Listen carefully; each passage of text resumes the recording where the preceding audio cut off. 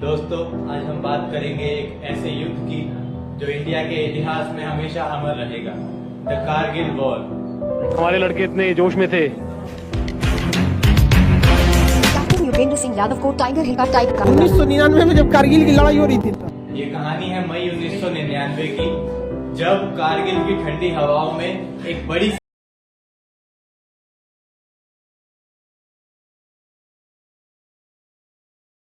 कश्मीर में Indian soldiers ने अपने बंकर्स को खाली छोड़ दिया था और उसी समय ताशी नामग्याल, एक कश्मीरी चरवाहा जो सुबह के समय अपनी भेड़ों को चराने के लिए कारगिल की वादियों में पहाड़ियों पर जाता है और शाम को लौटते वक्त जब अपनी बकरियों को गिनता है तो उसे ऑब्जर्व होता है कि उसकी बकरियों में एक बकरी कम है। अपने साथी से कहता है कि भाई तू चल आगे, मैं एक बकरी को ढूंढ कर लाता हूँ, और इसी सिलसिले में वो आगे बढ़ता चला जाता है अपने साथी को भेजकर। उसके बाद वो देखता है कि इंडियन सोल्जर्स के वो बंकर जो इंडियन सोल्जर्स ने खाली छोड़ दिए थे, वहाँ कुछ पश्तून ट्राइब जैसे लोग, जो अफगान की एक ट्राइब है, वैसे लोग वहां पर इंडियन बंकर्स में घुसपैठिए की भांति वहां प्रवेश कर रहे हैं, वहां एंट्री कर रहे हैं। वो तुरंत जानता है वहां के लोकल पुलिस स्टेशन में, वहां के चौकीदार को, वहां पे जो उस पुलिस चौकी का हेड था उसको इस सारी घटना को बताता है।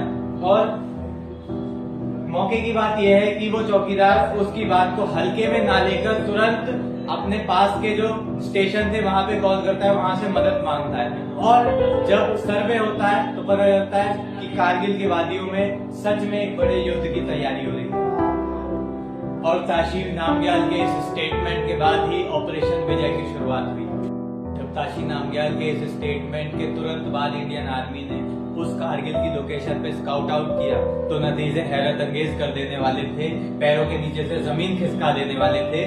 उन्हें पता चला कि पाकिस्तानी पश्तून्स, कुछ ऐसी ट्राइब जो अफगान से है, वो वहां पर इंट्रूड कर रही हैं। कारगिल में वो इंट्रूड कर चुकी हैं और उनका टारगेट है नेशनल हाईवे को ब्लॉक करने का। और ये पाकिस्तान की आर्मी एलओसी को क्रॉस करके इंडिया में एंटर हो चुकी थी, वही एलओसी जो अली भुट्टो जी और हमारी पूर्व प्रधानमंत्री श्रीमती इंदिरा गांधी जी के बीच साइन हुई थी कि कोई भी कंट्री दूसरे एलओसी क्रॉस नहीं करेगा। पाकिस्तानी ट्राइब्स ने, उन पश्तून लोगों ने उस चीज को क्रॉस किया और वो इंडिया में इंट्रूड कर गए। उन पश्तून ट्राइब का टारगेट ये था, उनका मिशन ये था, जो कि जनरल परवेज मुशर्रफ जी तो नहीं कहना चाहिए क्योंकि वो अंदर ही अंदर इतना घना षड्यंत्र रच रहा था जनरल परवेज मुशर्रफ। उनका प्लान ये था कि साइचिन जो रिवर है उसकी सप्लाई इंडिया से कट करना और कारगिल को कैप्चर करना। यह घुसपैठ द्रास, कास्कर और बटालिक सेक्टर्स में हुई थी और पाकिस्तानी घुसपैठियों ने हमारी टेरिटरी पर कब्जा कर लिया था और उन्होंने स्ट्रेटेजिक लोकेशंस पर बंकर्स बना लिए थे।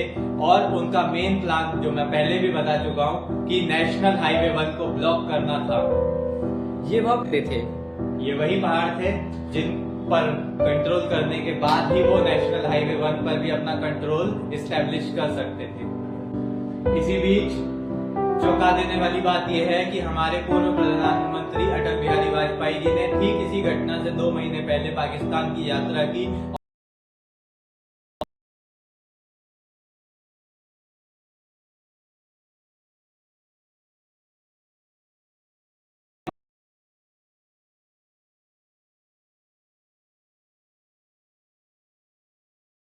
अटल बिहारी वाजपेयी जी को इस घटना के बारे में पता चला, तुरंत उन्होंने पाकिस्तान से एक शांति पीस ट्रीटी तो नहीं कहेंगे, एक शांतिपूर्ण व्यवहार, दोबारा से शांति बनाए रखने का अनुरोध किया। लेकिन जिस तरह की वो घुसपैठ बढ़ती जा रही थी, ऐसा लगने लगा कि ये जो इंट्रूडर्स एंटर हो चुके हैं, अब युद्ध रुकना असंभव सा है और ये जंग भी अनअवॉइडेबल थी।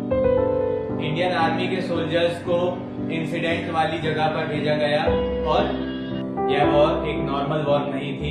इसमें Pakistan got the strategic benefit. उन्हें स्ट्रेटेजिक बेनिफिट क्या था? पहली बात, द्रास का एरिया ऐसा है जहां टेम्परेचर -45 डिग्री तक चला जाता है, -45 डिग्री। इंडियन सोल्जर्स के लिए वैसे ही टेम्परेचर में फाइट करना काफी मुश्किल था और पाकिस्तान के पास एक स्ट्रेटेजिक लोकेशन भी थी। Strategic location in the sense जो उनके फेवर में थी, वो यहाँ पहाड़ों पे चढ़े हुए थे पाकिस्तान की ट्राइब। पहाड़ों पे जब कोई इंसान चढ़ा हुआ है और नीचे से आप ऐसे चढ़ के उसे मारने जा रहे हो, वो ऊपर से आपको पहले ही देख सकता है और कौन ज्यादा फायदे में रहेगा। ऐसे ही हमारी इंडियन आर्मी पे इनिशियल फेज में भारी पड़े, लेकिन हमने स्ट्रेटेजी बना बना के उनको पछाड़ दिया काफी अच्छे तरीके से। तो यहाँ पे स्ट्रेटेजिक लोकेशन क्या थी, किस तरह हमारी यहाँ की ज्योग्राफिकल फीचर्स में पाकिस्तान का फेवर किया, मैंने आपको इस डायग्राम के थ्रू बताया।